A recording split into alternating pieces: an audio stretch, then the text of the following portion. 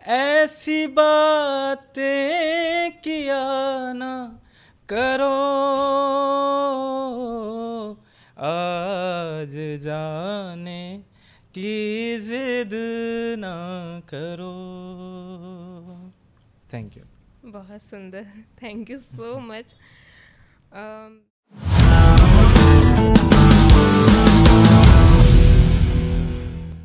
Hello, welcome again to another episode of you are good enough. मैं हूँ प्रियंका और आज मेरे साथ है रसूल मालिया जो हैं एक एक्यूप्रेशर थेरेपिस्ट, और उनकी मदद से हम जानेंगे कि किस तरीके से अपने एक्यूप्रेशर पॉइंट्स की दबाकर उन पर प्रेशर डालकर हम कई तरह की मानसिक बीमारियों से निजात पा सकते हैं। हेलो रसूल, कैसे हैं आप? नमस्ते मैम, बहुत बहुत शुक्रिया आपका कि आज मुझे आपके चैनल पे मौका मिला आने का, और आपको और आपकी पूरी टीम को बहुत बहुत शुक्रिया। और जो आज आप काम कर रहे हैं मेंटल हेल्थ के लिए, और जो लोगों को हील कर रहे हैं, आपकी सोसाइटी को या पूरे देश भर को आप एक अच्छा प्रोवाइड करवा रहे हैं अपने मदद से, तो बहुत अच्छा काम कर रहे हैं आप, और करते रहिए। इंशाल्लाह एक दिन बहुत अच्छा नाम होगा आपका। रसूल, मुझे बताइए एक्यूप्रेशर है क्या? मैम देखो, एक्यूप्रेशर एक दबाव विधि है जिसमें अपने बॉडी के अंदर बहुत हज़ारों पॉइंट्स है, एक पर्टिकुलर पॉइंट्स है जिनको दबाकर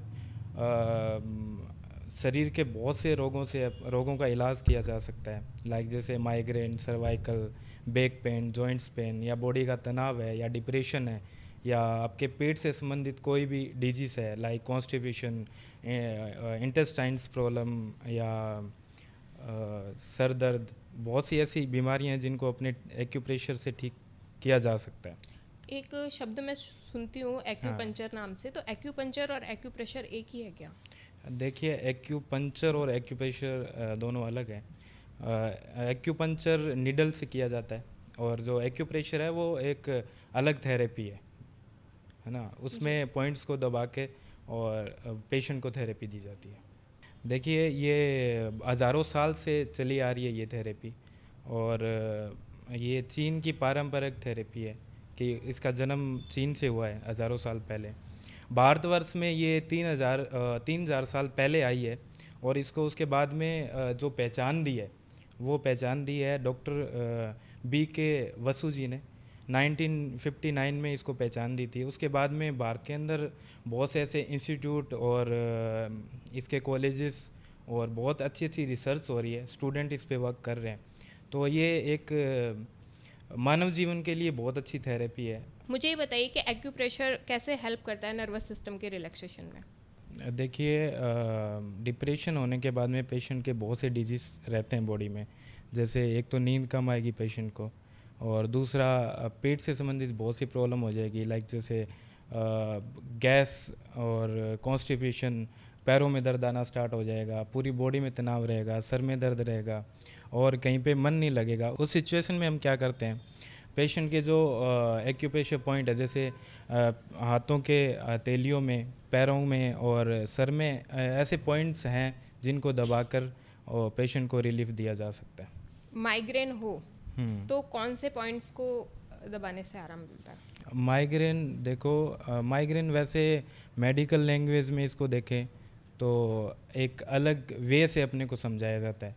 बाकी एक्यूप्रेशर में अगर देखें या आयुर्वेद में इस चीज़ को देखें तो ये एक पेट से संबंधित प्रॉब्लम है कि अगर आपका प्रॉपरली खाना डाइजेस्ट नहीं हो रहा है तो आपके जाहिर सी बात है कि बॉडी के अंदर गैस बनेगी और कॉन्स्टिपेशन होगा। उसकी वजह से अपने साधारण भाषा में बोल सकते हैं कि गैस ऊपर वाली साइड में, मतलब ऊपर वाली साइड में चढ़ना स्टार्ट हो जाती है सर में, जिससे सर दर्द होता है, और किसी पेशेंट्स को उल्टी आना स्टार्ट हो जाती है, चक्कर आते हैं, और ऐसी प्रॉब्लम्स आती है। उसी को अपने माइग्रेन बोल सकते हैं। लेकिन ऐसा देखा जाता है कि कई बार किसी हैवी कोई कुछ घटना है या कुछ भी ट्रॉमा है उसे सुनकर, या किसी बहुत ज़्यादा आर्ग्यूमेंट से माइग्रेन होने लगता है। हाँ देखो, ऐसे है कि डिप्रेशन से भी माइग्रेन होने की चांसेस रहते हैं। जैसे कोई इंसान बहुत ज़्यादा सोच रहा है, ठीक है, सोचने की वजह से अपने ऐसे बॉडी के सेल्स है जो वीक हो जाते हैं। वीक होने के कारण न्यूरो जो सिस्टम्स है अपने, वो वीक हो जाते हैं। उसकी वजह से सर में दर्द आना, माइग्रेन और ऐसी प्रॉब्लम क्रिएट होती है। ओके। हाँ जी। और सर्वाइकल के लिए आप क्या बताना चाहेंगे? सर्वाइकल भी एक इसका हिस्सा है, माइग्रेन का हिस्सा है, कि ये भी अपने पेट से स्टार्ट होता है। कि पेट से स्टार्ट होने के बाद में माइग्रेन के अलग अलग पॉइंट्स, जैसे टी स्केयर्स वगैरह जो बॉडी के होते हैं, जैसे शोल्डर पेन होना स्टार्ट हो जाएगा, अपनी जो गर्दन है उसमें स्टिफनेस आना स्टार्ट हो जाएगा, पूरे हाथों में पेन रहेगा। और ये भी एक सर्वाइकल है। इसको अपने एक्यूप्रेशर से भी, एक्यूप्रेशर की मदद से काफ़ी अच्छे से इसको ट्रीट कर सकते हैं। तो आप मुझे अभी कुछ पॉइंट्स बता सकते हैं उंगलियों में या हाथ में, जिससे मैं हाँ, मतलब वैसे माना गया है कि 1000 पॉइंट है। वैसे अगर इसको पूरी बॉडी देखें, में? हाँ, एक्यूप्रेशर थेरेपी के अंदर बताया गया है कि एक्यूप्रेशर के 1000 पॉइंट है। बाकी मेनली काम में जो आते हैं वो ओनली 60 पॉइंट है, 60 पॉइंट्स है, जिनको ग्लोड ब्लैडर्स वगैरह बोलते हैं, GB16, GB17 बोलते हैं, जो कि अपने सर के कान के ऊपर वाले हिस्से में होते हैं, कोई पैर के तलवों में होते हैं, कोई अपने हाथों में, वृष्ट में और उंगलियों में ऐसे पॉइंट्स हैं जिनको दबा के अपने इन चीज़ों को ठीक कर सकते हैं। तो जहाँ तक मुझे लगता है ये पॉइंट्स तो किसी थेरेपिस्ट की मदद से ही हाँ, हेल्प थेरेपिस्ट, लेने चाहिए, क्योंकि हाँ, आप अगर खुद से भी दबाना चाहें जो कि इतना नॉलेज नहीं रखते हैं, तो वो किसी गलत देखिए वे में जा ये सकते हैं। बॉडी के लिए गलत भी हो सकता है अगर आपको प्रॉपरली नॉलेज नहीं है इस चीज़ का। आप किसी एक्सपर्ट की मदद से इस चीज़ को सीखिए पहले तो, कि कौन सा पॉइंट कहाँ पे है और उसको दबाने से कितनी देर तक उसको दबाना चाहिए, ठीक है। फिर आप उस चीज़ को करेंगे तो आपको नुकसान नहीं होगा। बेसिकली क्या होता है कि अपने यूट्यूब और ऐसे कुछ प्लेटफॉर्म से अपने सीख लेते हैं चीज़ों को और अपने घर पे करते रहते हैं, तो उसमें कहीं ना कहीं ये आपको नुकसानदायक भी हो सकता है आपकी बॉडी के लिए। तो प्रॉपरली एक जो डॉक्टर्स हैं या एक्सपर्ट्स हैं उनकी मदद से आप सीखिए एक बार के लिए। उसके बाद में आप घर पे भी कर सकते हैं, दिन में 5 बार 10 बार, जितनी देर आपको बताया जाए उस टाइम से करेंगे तो आपको काफ़ी रोगों में रिलीफ मिलेगा। जैसे एक्यूप्रेशर हार्ट डिजीज़ के लिए बहुत एक अच्छा साधन है, कि उसमें एक्यूप्रेशर के ऐसे पॉइंट हैं जिनको दबाने से रक्त का संचार होता है, ब्लड सर्कुलेशन होता है। उससे क्या है कि बॉडी के अंदर कहीं पे भी ब्लॉकेज है, अपने पाँव में ब्लॉकेज है, अपने हार्ट डिजीज़ है, या कहीं बॉडी के अंदर ब्रेन्स के अंदर ब्लॉकेज है, तो उन पॉइंट्स को दबा के अपने ब्लड का सर्कुलेशन करके उन रोगों से बहुत अच्छे से बच सकते हैं। ओके, तो हाँ जी। ये मैंने योग मुद्राएं देखी हैं, कुछ इस तरह से होती हैं, वो सब एक्यूप्रेशर पॉइंट्स हैं या वो योगा है, वो एक अलग चीज़ है?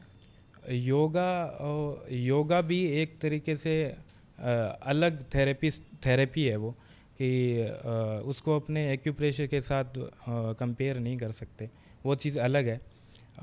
एक्यूप्रेशर का इतना है कि एक्यूप्रेशर से आप पूरी बॉडी को रिलीफ कर सकते हैं, पूरी बॉडी को। एक समय में क्या होता है कि बॉडी अपना काम करना बंद कर देती है। जैसे कोई पेशेंट है, एलोपैथिक ट्रीटमेंट चल रहा है उसका, या 2 महीने तक बेड रेस्ट पे है, तो उस सिचुएशन में क्या होता है ना, बॉडी के जो सेल्स होते हैं, न्यूरो सिस्टम होता है, वो वीक हो जाता है बहुत ज़्यादा।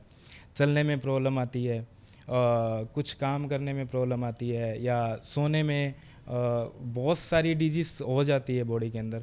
तो उसमें एलोपैथिक से जो दुष्प्रभाव हुए हैं, ठीक है, जैसे कि किसी का ऑपरेट हुआ है, ऑपरेट के बाद में पेशेंट प्रॉपरली एक उस अवस्था में नहीं आ पाता, नॉर्मल नहीं हो पाता कुछ दिन के लिए। तो उस केस में क्या रहता है ना, कि आप एक्यूप्रेशर की मदद से, और बहुत सारी ऐसी थेरेपीज़ हैं, जैसे आप फिजियोथेरेपिस्ट की मदद से, एक्यूप्रेशर की मदद से, अगर आप 90 डेज़ का ट्रीटमेंट लेते हैं तो उसमें आपकी नसें प्रॉपरली वैसी की वैसी एक्टिव हो जाएगी, आप ओके। चलने फिरने लग जाएंगे, और बहुत सारी चीज़ें आपकी सुधर जाएगी। और धरण क्या होता है? देखिए, एक्यूप्रेशर के साथ साथ हमने एक जिस संस्था में मैं काम कर रहा हूँ, या जिस संस्था से मैं जुड़ा हूँ, आज मेरे को करीबन 6 साल हो गए इस फील्ड में। तो जिस संस्था से मैं जुड़ा हुआ हूँ, उसका एक अलग कॉन्सेप्ट है कि एक्यूप्रेशर के साथ साथ अगर अपने पेशेंट को कुछ अलग तरीके की एक्टिविटीज़ करवाएं, या अलग चीज़ों के बारे में बताएं, कि क्या है ना, कि थेरेपी 90 डेज़ चलती है या 20 दिन चलती है, या इसका जो लॉन्ग टर्म तक एक ट्रीटमेंट चलता है, ठीक है ना। तो बहुत सी ऐसी फैमिलीज़ है या पेशेंट है, वो अफोर्ड नहीं कर पाते हैं इस चीज़ को। तो हमने एक कॉम्बो, हमारा एक थेरेपी बनाई है जिसको ऐड किया साथ में धरन। तो धरण के बारे में शायद भारत के अंदर 70% लोग इसके बारे में नहीं जानते कि धरण चीज़ क्या होती है, ये बॉडी के अंदर कैसे काम करती है। तो मुझे बहुत दुख होता है कि भारत जैसे देश में इन चीज़ों का लोगों को पता नहीं है। देखिए, धरण एक ऐसी थेरेपी है या बॉडी का ऐसा पार्ट है जिसको आज आज की दुनिया में या आज की जो जनरेशन है उस चीज़ को नहीं समझ पा रही है। धरण कि पूरी बॉडी के अंदर अपने माना जाता है कि 72,000 न्यूरोज है अपनी बॉडी के अंदर, 72,000 नाड़ियाँ हैं, जिसका जो संगम पॉइंट अपने जो मानते हैं, रिमोट कंट्रोल जो मानते हैं, वो अपनी नाभि होती है। ठीक है ना, इसको अपने धरण ही मानते हैं इस चीज़ को। आपने देखा होगा जो पुराने बुज़ुर्ग आपके घर में भी होंगे, इस टाइम में लोग नहीं जानते इस चीज़ को। बाकी आपने देखा होगा जो बुज़ुर्ग लोग होते हैं वो जैसे ही नहा के आएंगे बाहर, ठीक है, या उनके थोड़ी बहुत भी पेट में प्रॉब्लम होगी या कहीं बॉडी में ऐसी कोई हरारत होगी, जैसे पैरों में नॉर्मली पेन हो रहा है, तो पेट पे ऑयल लगा देते हैं और नाभि के अंदर 2 बूंद ऑयल डाल देते हैं। उससे क्या होता है ना कि पूरी जो बॉडी है अपनी वो एक तरीके से ट्रीट हो जाती है कि ऑयल जैसे ही डालेंगे बॉडी के अंदर और धरण के अंदर ऑयल डालेंगे तो पूरी बॉडी के अंदर एकमात्र ऐसा एक जरिया है बॉडी का कि जैसे अपने यहाँ पे कोई भी एक्शन करेंगे बॉडी में तो एकदम से पूरी बॉडी के अंदर फैल सकती है कोई चीज़, ठीक है ना, ऑयल से। और दूसरी चीज़ है कि बॉडी के अंदर 72,000 नाड़ियाँ होती है, ठीक है ना, तो उसका रिमोट कंट्रोल या बॉडी को जो कंट्रोल कर रहा है वो अपनी धरण कर रही है, ठीक है ना। तो ये किसी रिपोर्ट में नहीं आएगी। आप बड़े से बड़े डॉक्टर से मिलोगे, MBBS डॉक्टर है, या आप अल्ट्रासाउंड करवा लो, MRI, एंडोस्कोपी, या मेरे पास ऐसे क्लिनिक पे बहुत सारे पेशेंट आते रहते हैं जो कहते हैं कि सर इतनी सारी प्रॉब्लम है पर रिपोर्ट के अंदर कुछ भी नहीं आ रहा है, ठीक है ना। तो बेसिकली आयुर्वेद के अंदर माना गया है कि जब मनुष्य की मृत्यु होती है, जब कोई इंसान की डेथ हो जाती है, उसके बाद में धरण के अंदर 6 मिनट तक सांस रहती है। एक बहुत पावरफुल चीज़ है धरण, अगर इस चीज़ को माने तो अपने। बाकी लोगों को इस बारे में नहीं पता है और आपके चैनल के माध्यम से मैं आज धरण के बारे में लोगों को बताना चाहता हूँ कि आप बहुत सी बीमारियाँ ऐसी होती है जो आप बड़े से बड़े डॉक्टर के पास चले जाते हैं, उनके पास इलाज नहीं है इस चीज़ का कि आप 2-2 महीने तक, और ऐसे ऐसे पेशेंट देखें जो 10-10 साल से मेडिसिन खा रहे हैं, उनको कोई रिलीफ नहीं है, नहीं पता क्या हो रहा है। हाँ, कोई रिलीफ नहीं है उनको कि एक्चुअल में अपनी बॉडी में प्रॉब्लम क्या है। और गांवों में अगर माना जाए तो झाड़े लगवा लेंगे जी, कि डॉक्टर के समझ में नहीं आ रहा है, चलो बाबा जी के पास जाओ, झाड़ा लगवा लो, और ऐसी बहुत सी एक्टिविटीज़ करते रहेंगे, बाकी पर्टिकुलर उस चीज़ पे नहीं जाएंगे कि अपने को प्रॉब्लम क्या है, ठीक है ना। जब बच्चा माँ के पेट के अंदर होता है, में 9 महीने रहता है, तो उसका जो भरण पोषण है या उसको जो माँ जो खा पी रही है, जो बच्चे का प्रोग्रेस, हाँ, जो बच्चे का प्रोग्रेस हुआ वो इतना बड़ा हुआ, वो कहाँ से मिला बच्चे को। ये ऐसे तो है नहीं कि डायरेक्ट मुंह से माँ खा रही है, और वैसे जो धरण है, माँ की जो 72,000 नाड़ियाँ और जो बच्चे की जो 72,000 नाड़ियाँ हैं, वो दोनों की नाभि से जुड़ी हुई है। बाहर जैसी बच्चा आता है वो नाड़ा काट दिया जाता है, उसके बाद में अपने उस चीज़ को भूल ही जाते हैं कि ये चीज़ होती क्या है। अगर आप इस चीज़ को अगर आप अपनी लाइफ में रूटीन में अगर लेके चलोगे तो बहुत से ऐसे रोग हैं जो आपकी बॉडी में नहीं आएंगे, और धरण से आप बिल्कुल पूरी ज़िंदगी स्वस्थ रह सकते हैं। मतलब अगर जैसे कि हाँ, आपने जो पॉइंट बताया कि जो बड़े बुजुर्ग होते हैं वो उसमें ऑयलिंग डालते, तो ऑब्वियसली वो एक चैनल है, सबको इकट्ठा कर रहा है, जो अगर आप एक बूंद भी वो डालेंगे तो हर एक नाड़ी तक वो जाएगी। हाँ जी, this is the logic. Okay. और धरण के बाद बहुत सी बीमारियां भी घर कर लेती है, जैसे आपका पेट खराब हो जाएगा, जी हाँ, हार्ट डिजीज़ तक की प्रॉब्लम आ जाएगी, बॉडी के अंदर बहुत सारी ऐसी ब्लॉकेज आ जाएगी, और कॉन्स्टिपेशन, आपको गैस संबंधित बहुत सी बीमारियां हो जाएगी, आपका खाना प्रॉपरली नहीं पचेगा, चक्कर आने स्टार्ट हो जाएंगे, कमर में दर्द भी धरण की वजह से आता है, पिंडलियों में दर्द रहता है। अब लोग एक्सरे वगैरह करवा लेते हैं, बहुत सारी ऐसी थेरेपीज़ करवा लेते हैं जिससे उनको रिलीफ नहीं मिलता है। बाकी एक्चुअल में उनको मैं बताना चाहता हूँ कि जो भी एक्सपर्टीज़ आज हमारे राजस्थान के अंदर या अलग स्टेट के अंदर, मैं जिस संस्था से जुड़ा हूँ स्वामी आयुर्वेदा से, उसकी तकरीबन 25 फ्रेंचाइजी है, क्लिनिक है, जिस पे एक्सपर्टीज़ आज वर्क कर रहे हैं, जो डॉक्टर हैं वो इसके बारे में लोगों को जानकारियाँ दे रहे हैं, और पूरे भारतवर्ष में या पूरे अलग अलग स्टेट में हम इसके कैंपिंग भी करते हैं कि लोगों को उजागर किया जाए इस चीज़ के लिए कि एक्चुअल में धरण होती क्या है और किस हिसाब से बॉडी में काम करती है। अवेयरनेस बहुत हाँ ज़रूरी जी। है। तो मुझे ये बताइए कि एक स्वस्थ धरण के लिए हम डेली लाइफ में कुछ कर सकते हैं? हाँ, धरण के लिए भी कर सकते हैं अपने जैसे रूटीन में। जैसे सुबह उठे आप, तो सुबह उठने से पहले आप चाय चाय मत पिएं, कि अगर आप चाय पीते हैं तो आपकी धरण बेसिकली ऊपर नीचे हो सकती है, क्योंकि ये 6 दिशाओं में टलती है, ठीक है ओके। ना। जैसे और उठते ही पहले पानी पीजिए, उसके बाद में आप योगा वगैरह कर सकते हैं। धरण के लिए बहुत सी ऐसी एक्सरसाइज होती है जिससे आप पेट को बिल्कुल स्वस्थ रख सकते हैं। हाँ जी। ओके। रसूल, मुझे ये बताइए कि आपका जो नाम है उसका क्या मतलब है? देखिए मैम, नाम तो घर वालों ने रख दिया और उसके बाद में बड़े होने के बाद में पता चला कि रसूल का नाम होता है कि मैसेंजर ऑफ गॉड, ओके। है ना, कि एक अल्लाह का दूत मान सकते हैं उसको। एक कि एक पर्टिकुलर बनाया गया किसी इंसान को कि अल्लाह ने उसको नवाजा है अपने हाथों से। हाँ जी। जब हम लोग पहले मिले थे, जब हमने ये सब डिस्कस किया था, तब आपने मुझे बताया था कि आपकी जो फैमिली है वो म्यूज़िकल बैकग्राउंड से है। हाँ जी, बिल्कुल। तो आप मुझे बताइए उस बारे में। हाँ, म्यूज़िक का तो मुझे बचपन से ही शौक़ था कि ये जब ये टॉपिक आता है तो मेरे चेहरे पे एक अलग ही स्माइल आती है कि कभी मैंने सीखा नहीं म्यूज़िक। और कहते हैं कि हमारी फैमिली में या जिस बैकग्राउंड से मैं हूँ कि अगर बच्चा रोएगा तो वो भी राग में रोएगा, बेसुरा नहीं रोएगा। अच्छा। ऐसा मानना है कि एक कहावत है कि बच्चा रोता है तो वो भी एक राग में रोता है। तो परिवार से सीखा है। बहुत से ऐसे जो समाज में देखते हैं या आसपास जो पारिवारिक जो लोग हैं, या तो उनसे सीखने को मिलता है, और एक जेनेटिक मान लो इस चीज़ को। ओके। हाँ। और आपकी जो म्यूज़िकल जर्नी है, तो हम्म। आप म्यूज़िक परस्यू कर रहे हैं, साथ में आप जो मेडिकल लाइन में भी हैं, आयुर्वेदिक लाइन में भी हैं, तो इन दोनों को बैलेंस कैसे करते हैं आप? मतलब मेरा जो एक्चुअल क्वेश्चन है वो ये है कि जो यूथ है वो कई बार इस वजह से पीछे रह जाता है अपने सपनों को पूरा करने में, कि उन्हें ऐसा लगता है कि या तो हम काम ही कर लें या फिर जो अपना ड्रीम है उसे परस्यू कर लें। तो आप मुझे ये बताइए कि किस तरीके से आप बैलेंस करते हैं दोनों चीज़ों को? देखिए, कोई भी ड्रीम है, हर इंसान का अलग अलग ड्रीम होते हैं। किसी को फोटोग्राफर बनना है, किसी को सिंगर बनना है, किसी को अलग फील्ड में जाना है। फैमिली वाले प्रेशर करते हैं बच्चे को कि ये नहीं करना, वो नहीं करना, बट बच्चे को क्या करना है वो चीज़, उस चीज़ के लिए पहले तो मैं ये कहना चाहूँगा कि आपकी एक एज होती है, कुछ भी करने के लिए एक एज होती है। उस एज में आपको एक एक लाइन चुनो अपने लिए कि अपने लिए अच्छा क्या जी। है ना।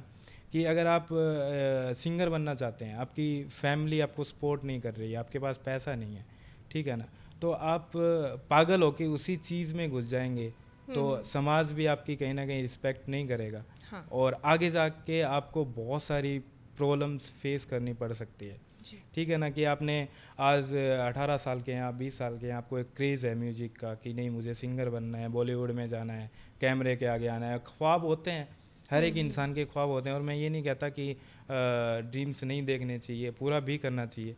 बाकी एक गलत दिशा में जाके उस चीज़ को करना बहुत कहीं ना कहीं आगे जाके आपको लाइफ के लिए बहुत बड़ी चुनौती बन सकती है। ये तो है। हाँ, तो उसके साथ साथ आप ड्रीम फॉलो कीजिए अपना। मुझे आज 6 साल हो गए एक्यूप्रेशर लाइन में, मैं एक थेरेपिस्ट हूँ, मेरे क्लिनिक भी है जयपुर के अंदर। और मैं जिस फैमिली से बिलोंग करता हूँ वहाँ पे इन चीज़ों के बारे में नहीं था, कि इतना अवेयरनेस नहीं था। गांव के अंदर आपको भी पता है, एक छोटा सा गांव हो, उसके अंदर वहाँ से निकल के आना और अपने लिए कुछ करना एक बहुत बड़ी चीज़ हो जाती है, अचीवमेंट होता है वो एक तरीके से। हाँ। तो गांव में इतना ही है कि बच्चा 10 से 12 पढ़ लिया, उसके बाद में कोई जॉब देख लो, 8 से 10,000, 15,000, ज़्यादा ज़्यादा 20,000। जॉब के अंदर क्या मिलेगा, 20,000 की जॉब देख लो, 5 से 6 साल कर रहा है, उसके बाद में शादी कर दो उसकी, बच्चे करो, और वो ही एक्टिविटीज़ पूरी लाइफ में पूरी 7 पीढ़ी निकाल देती है। तो उस चीज़ से बाहर निकल के आना कि मेरे से मेरा जो शहर है वो ही 15 से 20 किलोमीटर दूर है। तो एक छोटे से शहर से फिर सपने लेना एक बड़े शहर के, तो मेरे लिए बहुत चुनौतियों भरा था ये सफ़र जो था, कि ये गांव से निकल के बड़े शहर में आना, वहाँ पे सरवाइव करना। तो ये चीज़ जब फेस की या मैं यहाँ पे आया तो मेरे लिए वो चीज़ें मैनेज करना बहुत मुश्किल हो चुकी थी।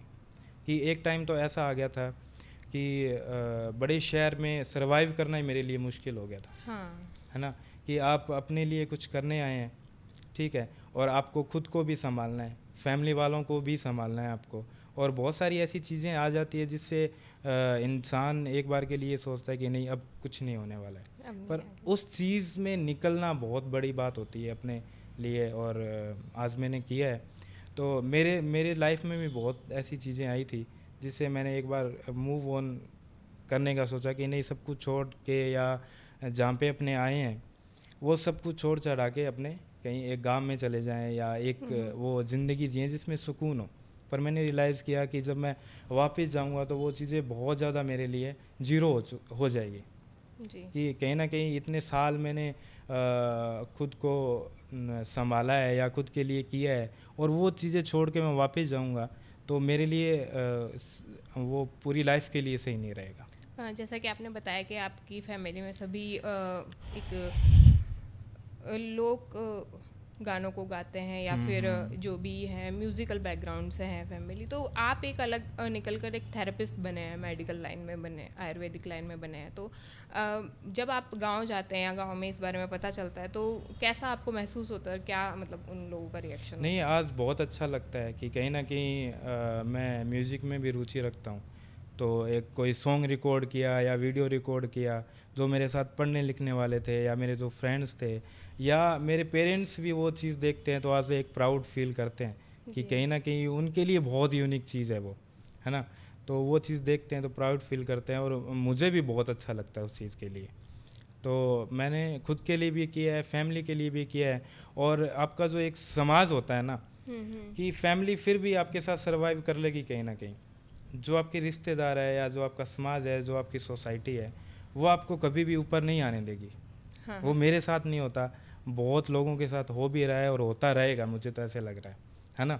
कि वो चीज़ें वो जब मैं 4 या 5 साल पहले जब मैं आया था जयपुर, तो मेरे बारे में बहुत सी ऐसी बातें की गई थी कि क्योंकि मैंने सबसे अलग कुछ करने का सोचा था लाइफ में। जब मैंने वो जब मैं यहाँ आया या मैंने करना स्टार्ट किया तो लोगों ने, मेरे पेरेंट्स को भी बहुत सारी चीज़ें सुनाई, कि मेरे फैमिली वालों ने भी बहुत सारी चीज़ें ऐसी सुनाई, और ऐसी ऐसी बातें कर देते थे मेरी मम्मी के सामने या फैमिली के सामने, घर वालों के सामने, कि वो भी कहीं ना कहीं डरते थे इस चीज़ से कि बच्चा है, बाहर निकल गया, पता नहीं आगे जाके क्या होगा, कहीं गलत संगति में नहीं है। पर मैंने खुद को बहुत संभाला जी।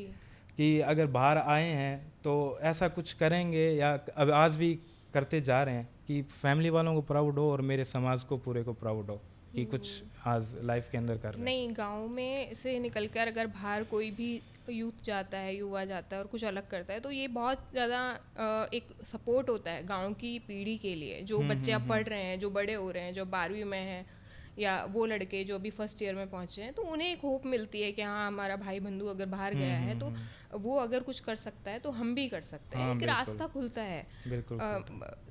ऑब्वियसली पुराने लोग ये बात नहीं समझते हैं, हमारी सोसाइटी बहुत ऑर्थोडॉक्स हो चुकी है, वो लोग ये नहीं समझते, उनको बस ये है कि बच्चों को पीछे खींच लो या किसी चीज़ को बदलने मत दो, या वो डरते हैं कि अगर ये बदलेगा तो हमारे बच्चे भी बदलेंगे। इन बदलावों से बहुत ज़्यादा वो डरते हैं। तो जो म्यूज़िक आपने शुरू किया यहाँ पर जयपुर आकर, तो उसमें भी कितनी प्रॉब्लम आई? मतलब अप्रोच करना तो बहुत मुश्किल होगा किसी भी। देखो, मैंने म्यूज़िक के अंदर कभी प्रॉब्लम आने नहीं दी, क्योंकि मैंने म्यूज़िक के साथ पार्ट टाइम मेरा काम किया मैंने। ठीक है ना? कि मैं एक म्यूज़िक लाइन के लिए अगर आता, मैं जयपुर अगर आता या किसी दूसरे शहर में जाता, तो मेरी फैमिली कभी भी मेरे को नहीं आने देती, और उसके लिए कहीं ना कहीं मेरे को कॉम्प्रोमाइज़ नहीं करती मेरे साथ में।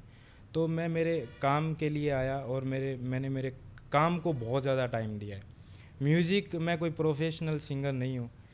म्यूज़िक मेरे लिए एक है कि उससे मेरे को खुशी मिलती है, जब भी मैं करता हूँ तो मैं पूरी बॉडी मेरी एक्टिव रहती है और मुझे उस चीज़ से बहुत कुछ सीखने को मिलता है और बहुत सारी चीज़ें एक्सप्लोर करने को मिलता है, अलग अलग नए नए लोगों से मिलने का, क्योंकि मेरा फील्ड एक्यूप्रेशर का है कि सारा दिन पेशेंट ही देखते जाओ। किसी की कमर टूट गई, किसी का हाथ टूट गया तो वैसे ही करते रहो। उस जब एक अलग फील्ड में जाता हूँ तो मेरे को उस चीज़ में मज़ा आता है और मैं एक अलग अलग दुनिया जीता हूँ। मेरे को ऐसा लगता है कि म्यूज़िक मेरे लिए ये वर्क करता है। आज जाने की जिद ना करो, आज जाने की जिद ना करो, यूं ही पहलू में बैठे रहो, यूं ही पहलू में बैठे रहो, आज जाने की जिद ना करो। हाय मर जाएंगे हम तो लुट जाएंगे, ऐसी बातें किया ना करो, ऐसी बातें किया ना करो, आज जाने की जिद ना करो। Thank you. बहुत सुंदर, थैंक यू सो मच। तो आपकी जो म्यूज़िकल जर्नी है रसूल, वो कहाँ तक अभी पहुँची है? देखिए मैम, मैं कवर सॉन्ग्स काफ़ी कर रखे हैं मैंने और खुद के भी एल्बम्स अभी इसी मंथ शूट है 1-2 गाने के, और ऐसे कई गाने मैंने अभी कर रखे हैं। और हाल ही में अभी एक पहाड़ी मूवी है खनक, जिसमें मेरा सॉन्ग अभी रिलीज शायद 2024 के अंदर रिलीज हो जाएगा। तो वो जो खनक सॉन्ग है, खनक मूवी है ना? खनक मूवी में जो आपका सॉन्ग है वो किस बारे में, like it's a romantic song और वो एक सैड सॉन्ग है, एक बच्ची पे है कि अभी अपने जैसे बात कर रहे थे कि फैमिली सपोर्टिव नहीं होती है, कहने की समाज सपोर्टिव नहीं होता है। एक छोटी बच्ची होती है जो आप कहीं ना कहीं देखेंगे कि पहाड़ों में या कहीं रेगिस्तान में भी देखने को मिलता है कि बच्चों को नहीं पढ़ने देते हैं, कि खास करके लड़कियों को नहीं पढ़ने देते हैं जी। कि लड़की बाहर नहीं जा सकती, पढ़ नहीं सकती, कोई जॉब नहीं कर सकती, ठीक है ना।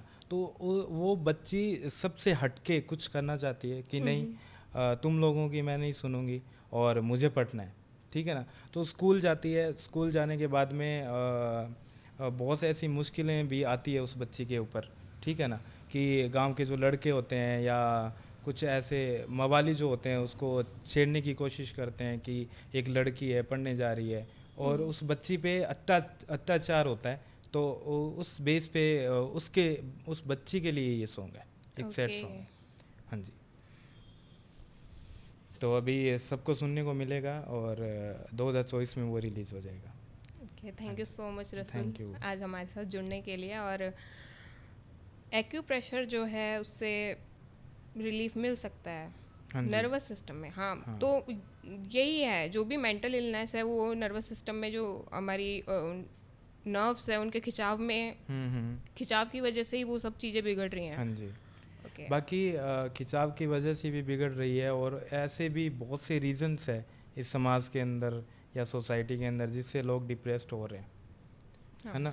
कि बहुत से ऐसे रीजंस है कि आप किसी को भी ले लो, कि आप रिलेशनशिप पे ले लो कि किसी का डिवोर्स हो गया, या घर में किसी की डेथ हो गई, या ब्रेकअप हो गया। ब्रेकअप जैसे भी प्रॉब्लम है जिससे लोग एक टाइम पे डिप्रेशन में चले जाते हैं, ठीक है ना।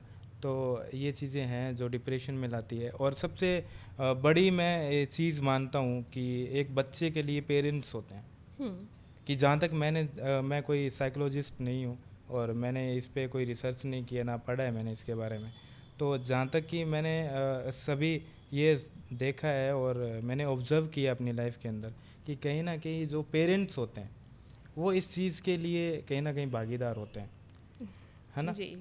कि सभी नहीं है कि नहीं मान सकते कि किसी की फैमिली ज़्यादा पढ़ी लिखी है या किसी की फैमिली को इतना ज़्यादा नॉलेज नहीं है कि बच्चों के लिए क्या किया जाना चाहिए। कि एक बच्चा है, छोटा बच्चा है, उसको स्टार्टिंग से अपने इतने नाज़ों से पालते हैं हाँ। कि एक तो फैमिली होती है कि सिखाती है बच्चे को कि आगे जाके सरवाइव कैसे करना है, और कोई चीज़ नहीं मिली है तो उसको हासिल कैसे करना है। और कुछ ऐसी फैमिली है जिनको वो सब नहीं करना चाहिए कि बच्चे के लिए, कि इतनी ज़रूरतें नहीं होती है बच्चे को कि स्कूल टाइम में ही आप बाइक दिला रहे हो या बहुत सारी चीज़ें ऐसी है जो आप एक बच्चे के लिए कर रहे हो। तो आगे जाके उसको जब ऐसे फेसेस आएंगे लाइफ के अंदर कि उसको खुद को कुछ करना होगा तो वो नहीं कर पाएगा। तो कहीं ना कहीं आप मेंटल स्ट्रेस के लिए उसको प्रिपेयर कर रहे हैं एक तरीके से, कि आगे जाके अगर कोई चीज़ नहीं मिल रही है या वो नहीं कर पा रहा है तो जाहिर सी बात है स्ट्रेस में जाएगा और जी। बहुत सी ऐसी प्रॉब्लम्स हो जाएगी जिससे कि वो एक अलग जोन में चला जाएगा। नहीं रसूल, ये वाला जो आपका मैसेज है उससे मुझे ये भी लगता है कि जो भी यूथ इस वीडियो को देखेंगे उन्हें ये भी पता चलेगा कि जो चीज़ें जो जिद हम अपने माता पिता से कर रहे हैं वो भी कहीं ना कहीं इतना ज़रूरी नहीं है कि आप उन एक्सपेंसिव चीज़ों को लें और अपने दोस्तों को दिखाएं या कुछ भी। हाँ, मेहनत देखो, तो करनी ही पड़ेगी। हाँ बिल्कुल, दिखावा लाइफ के अंदर एक बहुत बड़ी बीमारी है। जी। कि अगर किसी के इंसान के अंदर दिखावा आ गया या ग्रेट बनने की इच्छा किसी के अंदर आ गई है कि मैं तो सबसे महान हूँ, मैं तो ग्रेट हूँ, मैं तो सब कुछ कर सकता हूँ, तो उस केसेस में आप डिप्रेशन में जाएंगे। जी। कि आपको नॉलेज नहीं है कि आप गाना कैसे गा सकते हैं, ठीक है ना। और कहीं पे स्टेज पे आपको जितना आता है उतना गाइए। कोई काम है जिसमें आप बिल्कुल परफेक्ट नहीं है तो आप सीधा बोलिए कि नहीं मुझे इतना नहीं आता, मैं नहीं कर पाऊँगा। बाकी कुछ लोगों की ऐसी कमियां होती हैं कि ग्रेट बनने की कोशिश करते हैं कि नहीं मुझे सब कुछ आता है। सामने वाले से तारीफ़ सुनना अपने लिए, कि अगर तारीफ़ नहीं करेगा तो वो स्ट्रेस में चला जाएगा और उसको गुस्सा आना स्टार्ट हो जाएगा, छोटी छोटी बातों पे चिड़चिड़ा हो जाएगा। तो कहीं ना कहीं ग्रेट मत बनिए लाइफ के अंदर। आपको जैसा अल्लाह ताला ने जैसा आपको बनाया है वैसा रहिए और एक अपना बेस बनाइए लाइफ का।